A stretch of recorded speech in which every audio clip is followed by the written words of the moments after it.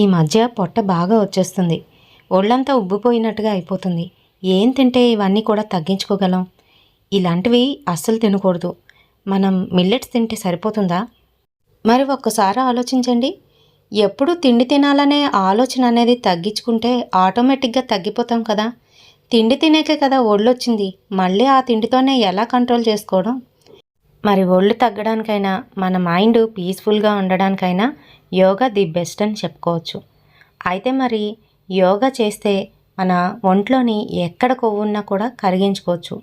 ఈరోజు 21 జూన్ 2025 మన వైజాగ్లోని యోగా డే అయితే జరుగుతుంది. మోడీ గారు, చంద్రబాబు నాయుడు గారు వచ్చి ఇక్కడ అయితే యోగా చేయబోతున్నారు. సో మనందరం కూడా పార్టిసిపేట్ చేద్దాము.